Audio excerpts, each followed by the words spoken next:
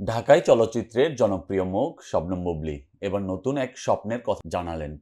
অভিনয়ের পাশাপাশি ভবিষ্যতে তিনি পুরোদমে কৃষিকাজে যুক্ত হতে চান বলে জানিয়েছেন তিনি।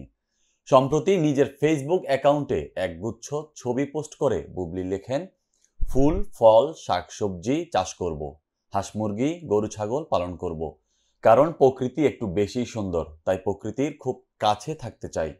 ছবিগুলোতে দেখা যায় কখনো কাস্তে হাতে মাটির আগাছা পরিষ্কার করছেন, আবার কখনো কাঁঠাল গাছের পাশে দাঁড়িয়ে হাস্যোজ্জ্বল ভঙ্গিতে পোজ দিচ্ছেন এই অভিনেত্রী। ভক্তরা প্রশংসায় ভরিয়ে দিয়েছেন এই পোস্টটিতে।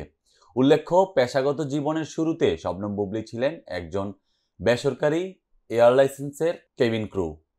এরপর সংবাদ পাঠিকা হিসেবে কাজ করেন কয়েক বছর। 2016 সালে শাকিব খানের বিপরীতে বসগিরি ছবির মাধ্যমে বড় পর্দায় অভিষেক হয় তার। বর্তমানে বুবলী ব্যস্ত আছেন নতুন একটি চলচ্চিত্রের শুটিং নিয়ে, যার কাজ চলছে শেরপুরের নালিতাবাড়িতে।